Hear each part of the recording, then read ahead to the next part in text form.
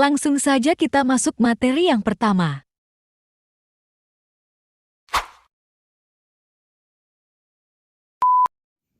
A.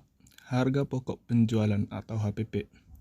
Harga pokok penjualan diakui menggunakan pendekatan kausalitas, yaitu mengaitkan beban secara langsung dengan penghasilan.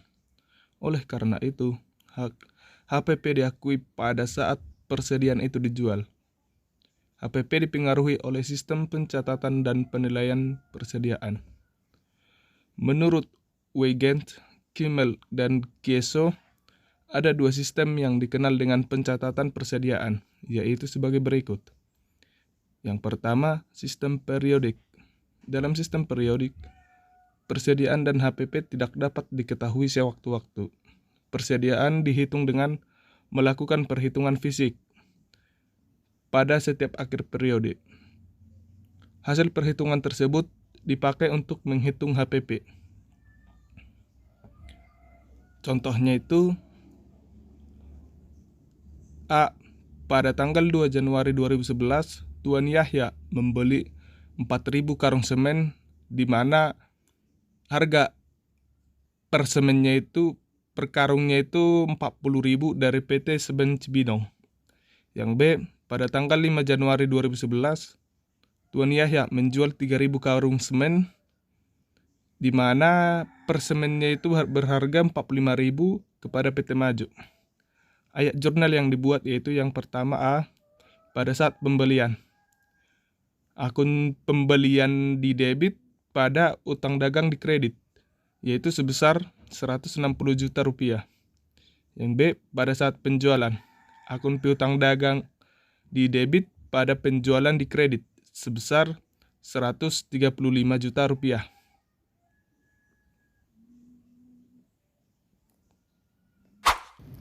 Yang kedua ada sistem perpetual, di mana sistem ini menyajikan informasi mengenai persediaan dan HPP setiap saat tanpa melakukan perhitungan fisik atau stock of name. Nah, pada sistem ini ayat jurnal yang dibuat pada saat pembelian yaitu persediaan di debit pada utang dagang di kredit sebesar 160 juta rupiah. Untuk jurnal pada saat penjualan, piutang dagang di debit pada penjualan di kredit sebesar 135 juta rupiah. Kemudian ada harga pokok penjualan di debit pada persediaan di kredit sebesar 120 juta rupiah. Nah, 120 juta ini didapat dari pada bagian B, yaitu Tuan Yahya menjual 3.000 karung semen. Kemudian dikali dengan 40.000 pada soal bagian A,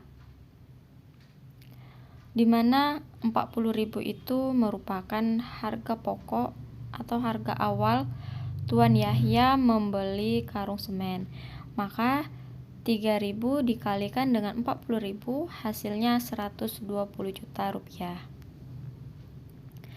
Selanjutnya, menurut Will dan Kwok, penilaian persediaan barang dagang dibagi menjadi metode masuk pertama dan keluar pertama atau FIFO, di mana metode ini berasumsi bahwa persediaan yang pertama kali dijual adalah persediaan yang pertama kali dibeli.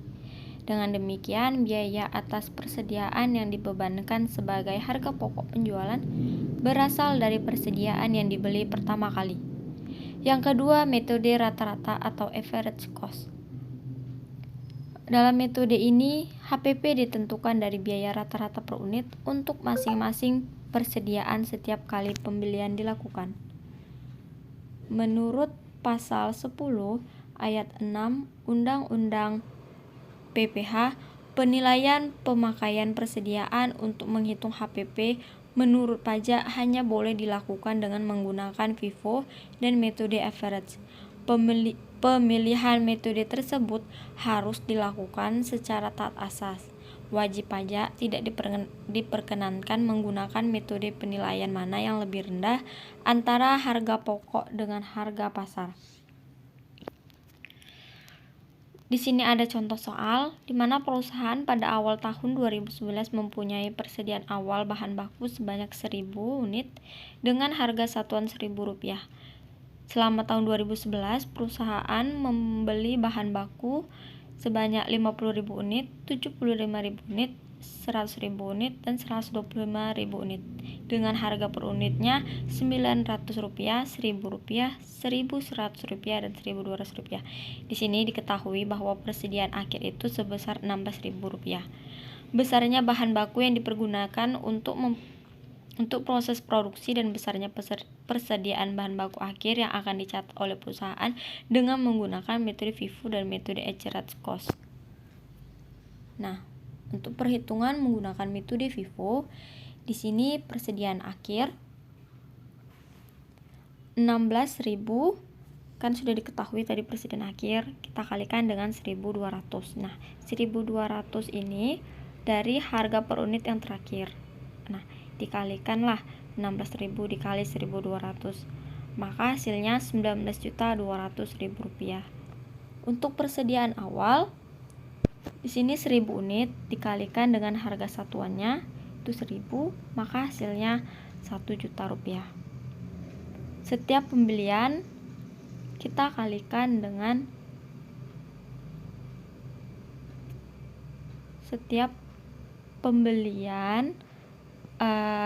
kita kalikan dengan harga per unitnya, yaitu 50.000 dikali 900, hasilnya Rp45 juta. 75.000 unit dikalikan dengan 1.000, hasilnya Rp75 juta. 100.000 unit dikalikan dengan 1.100, hasilnya Rp1.110 juta. 125.000 unit dikali dengan 1.200, hasilnya Rp150 juta. Nah, kemudian kita tambahkan hasilnya, maka didapatlah Rp380 juta.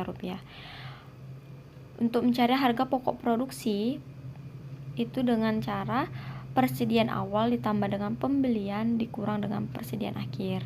Nah, persediaan awal 1 juta kita tambah dengan pembelian yaitu 380 juta dikurang dengan persediaan akhir yaitu 19.200.000, maka hasilnya Rp361.800.000. Selanjutnya menggunakan metode average, di mana di sini persediaan awal yaitu 1.000 kita kalikan dengan harga satuannya 1.000, maka hasilnya Rp1 juta. Kemudian setiap pembelian kita kalikan dengan harga per unitnya,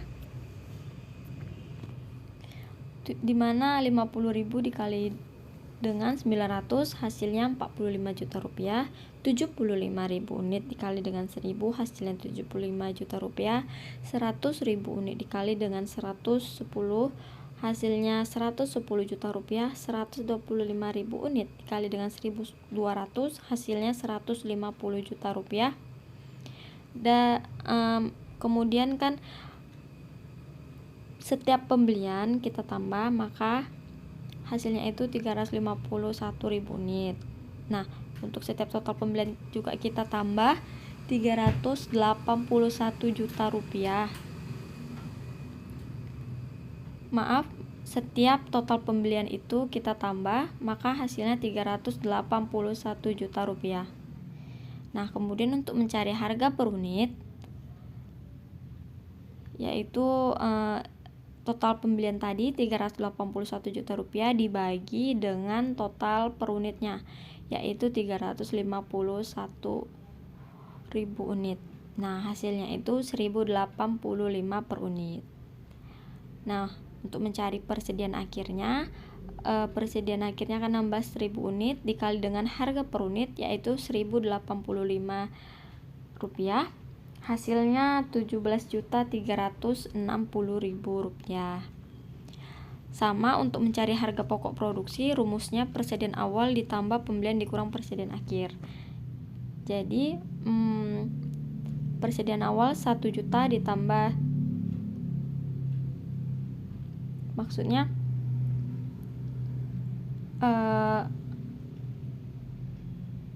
persediaan awal ditambah pembelian dikurang persediaan akhir.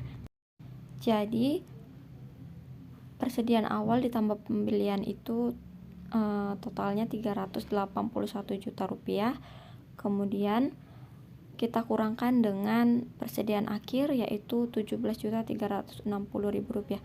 Maka didapatlah harga pokok produksinya itu sebesar 363.640.000 rupiah. Baiklah, selanjutnya kita akan membahas beban operasional. Yang pertama itu pengertian beban operasional. Beban operasional yaitu beban yang ditunjukkan dalam rangka memperoleh pendapatan operasional. Secara umum, beban yang timbul dalam rangka kegiatan pokok perusahaan. Beban operasional meliputi gaji, upah, dan tunjangan karyawan, beban iklan dan promosi, beban sewa kantor, beban rekening air, listrik, telepon, beban transportasi dan perjalanan, beban pemeliharaan kendaraan, beban penyusutan aset tetap, beban asuransi, dan beban operasional lainnya. Adapun jenis beban operasional yaitu beban yang boleh dikurangkan deductible expense dan beban yang tidak boleh dikurangkan atau non-deductible expense. Yang pertama kita akan membahas deductible expense atau beban yang boleh dikurangkan. Dalam akuntansi komersial, semua biaya termasuk kerugian atau loss dapat dikurangkan dalam menghitung penghasilan neto atau net income. Untuk tujuan perpajakan, tidak semua biaya dapat dikurangkan. Selama suatu biaya dapat dibuktikan atau dikeluarkan dalam usaha memperoleh penghasilan, ketentuan perpajakan mengakuinya sebagai biaya yang dapat dikurangkan dari penghasilan.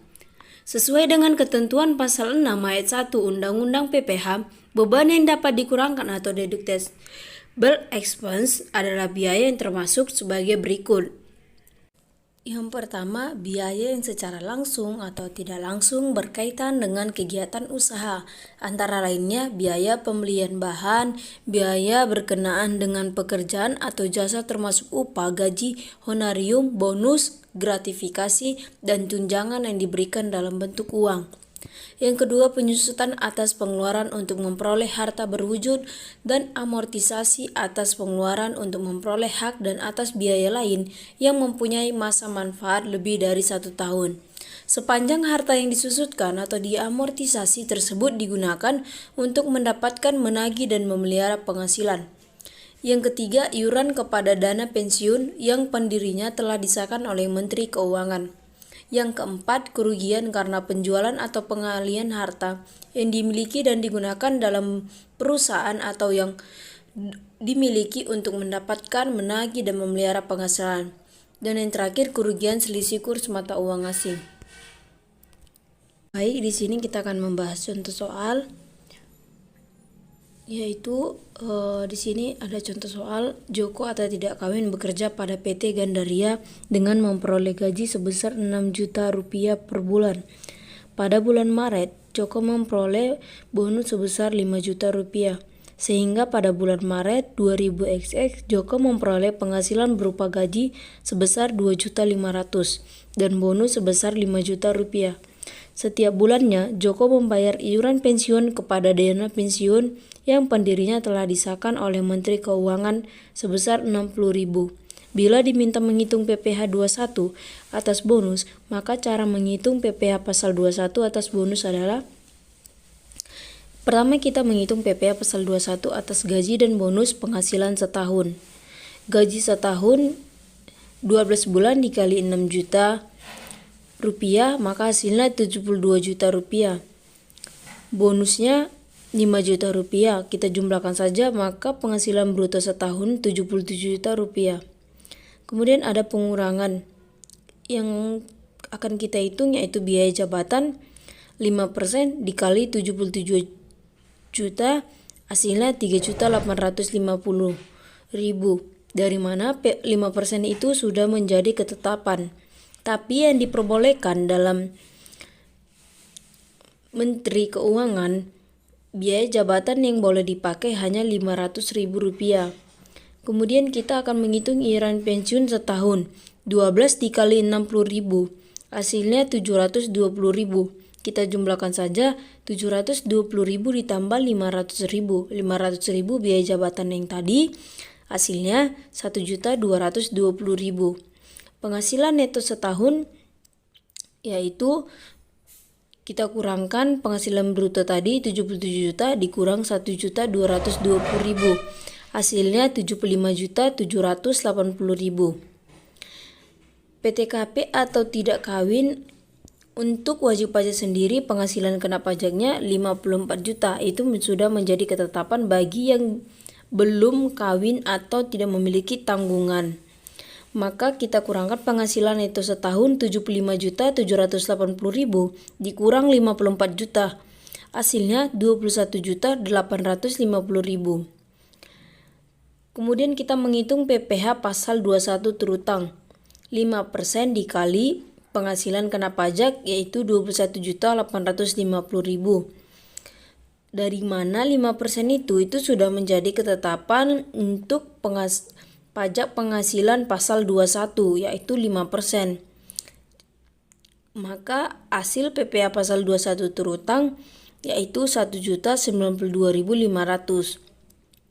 Di sini kita bisa membuat jurnal PPh 21 dan jurnal setelah menyetor PPh 21.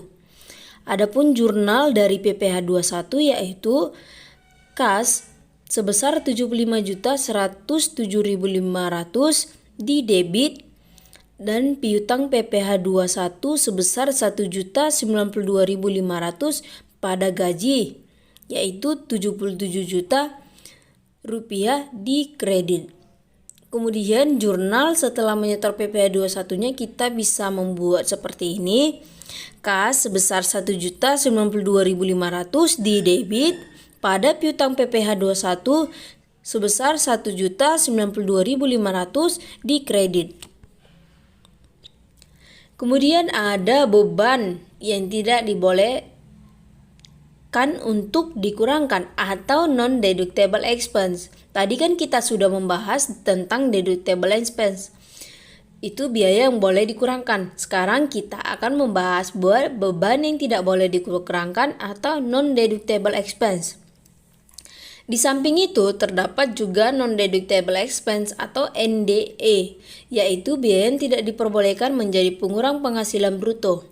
Biaya-biaya yang termasuk ke dalam kategori NDE ini diatur dalam Undang-Undang PPh nomor 36 tahun 2008, pasal 9 ayat 1. Jadi ada beberapa batasan yang perlu diperhatikan. Tidak semua biaya termasuk ke dalam deductible expense. Salah satu contoh biaya yang termasuk ke dalam NDE adalah premi asuransi yang dibayar oleh pemberi kerja dan dihitung sebagai penghasilan bagi wajib pajak. Pasal 9 ayat 1 Undang-Undang PPh menyebutkan jenis-jenis biaya yang boleh dikurangkan dari penghasilan adalah sebagai berikut. Yang pertama itu adalah biaya pembagian laba dengan nama dan dalam bentuk apapun seperti dividen, termasuk seperti dividen yang dibayarkan oleh perusahaan asuransi kepada pemegang polis dan pembagian sisa hasil usaha koperasi.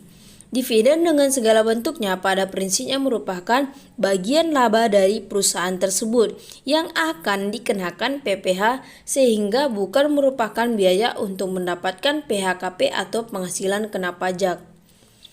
Yang kedua, biaya yang dibebankan atau dikeluarkan untuk kepentingan pribadi pemegang saham, sekutu atau anggota. Hal ini seperti perbaikan rumah pribadi, perjalanan pribadi. Yang ketiga, pembentukan atau pemukukan dana cadangan. Yang keempat, premi asuransi kesehatan, asuransi kecelakaan, asuransi jiwa, asuransi dwiguna, dan asuransi beasiswa yang dibayar oleh wajib pajak orang pribadi.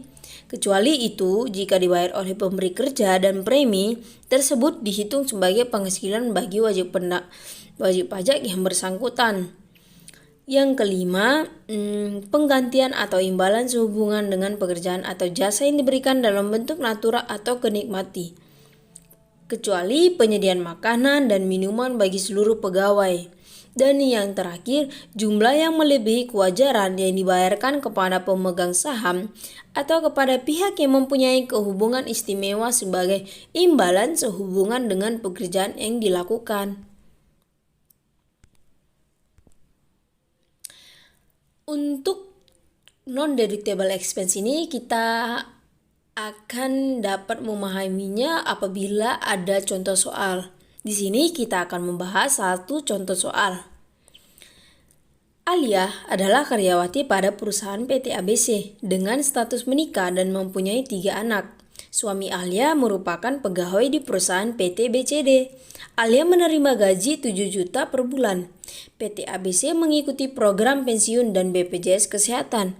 Perusahaan membayarkan iuran pensiun dari BPJS Ketenagakerjaan sebesar 1% dari perhitungan gaji, yakni 70.000 per bulan.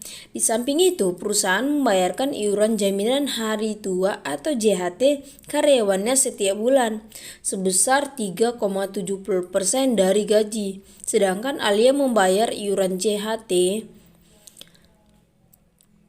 setiap bulan sebesar 2% dari gaji. Premi jaminan kecelakaan kerja atau JKK dan jaminan kematian atau JK dibayar oleh pemberi kerja dengan jumlah masing-masing sebesar 0,24% dan 0,3% dari gaji. Sedangkan di situ juga Alia membayar JKK atau jaminan kecelakaan kerja sebesar 0,25%. Pada bulan Mei 2020, di samping menerima pembayaran gaji, Alia juga menerima uang lembur atau overtime senilai 2 juta rupiah. Maka berikutlah perhitungan dari contoh soal di atas. Yang pertama itu kita urutkan dulu gaji pokoknya tadi sebesar 7 juta, kemudian tunjangan lainnya 2 juta rupiah. Lalu ada JKK jaminan kecelakaan kerja 0,24%. Kita kalikan dengan gaji pokoknya 7 juta, hasilnya 16.800. Kemudian ada jaminan kerja 0,3%. Itu 0,3% sudah ada di soal ya. Jadi kita kalikan saja langsung dengan gaji pokok, maka jaminan kerja, jaminan kematian yang dibayarkan itu 21.000. Maka kita menghitung penghasilan bruto, yaitu kita jumlahkan saja 7 juta gaji pokok ditambah tunjangan lainnya 2 juta ditambah 16.800 ditambah jaminan kematian sebesar 21 juta, maka penghasilan brutonya itu 9.037.800. Ada perhitungan pengurangan yang kita hitung. Yang pertama biaya jabatan. Biaya jabatannya itu 5%. Dari mana 5% itu sudah menjadi ketetapan. Kita kalikan saja dengan penghasilan brutonya, maka hasilnya 451.890. Kemudian kita menghitung iuran jaminan hari tua atau JHT. 2% dari gaji pokok. Gaji pokoknya kan tadi 7 juta, maka kita kalikan saja dengan 2%, hasilnya 140.000. Kemudian jaminan pensiun atau JP, 1% dari gaji pokok yaitu 7 juta dikali 1%, hasilnya 70.000.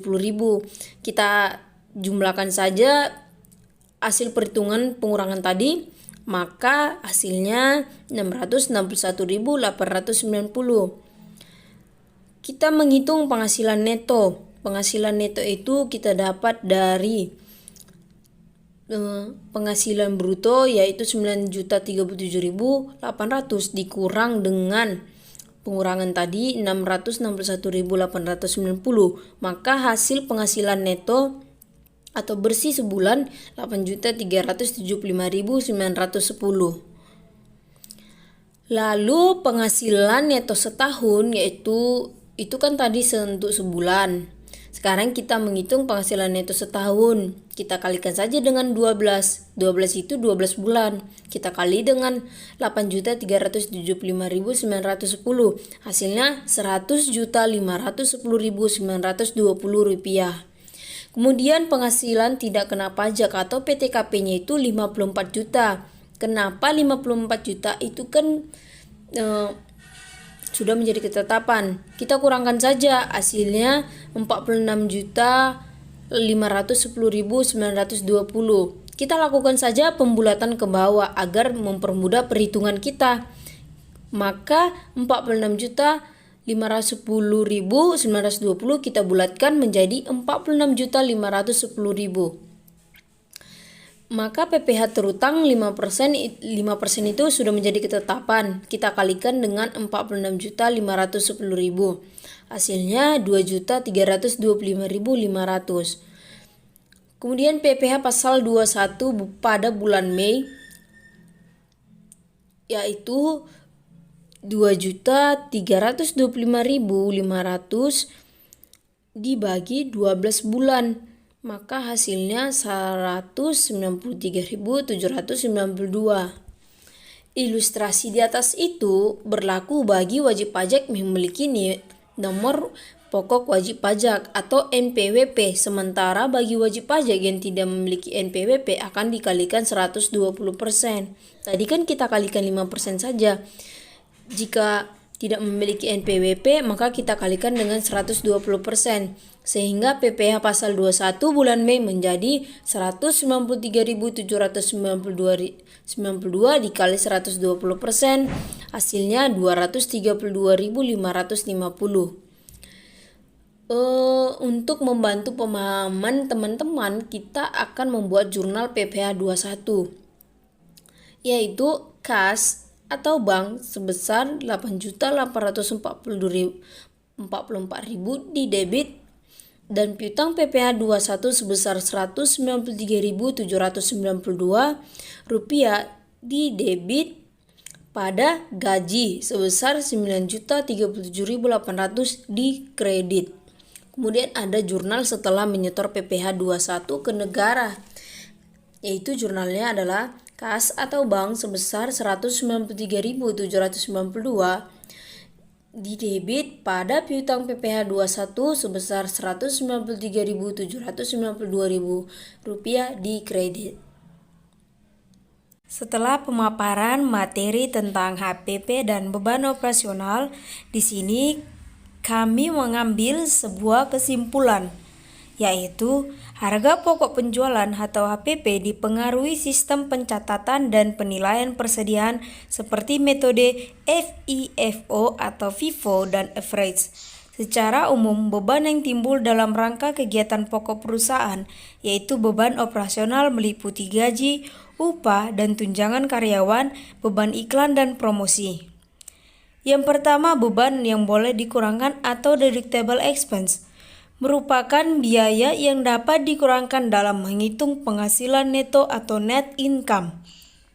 Yang kedua, beban yang tidak boleh dikurangkan atau non-deductible expense, yaitu biaya yang tidak dapat diperbolehkan menjadi pengurang penghasilan bruto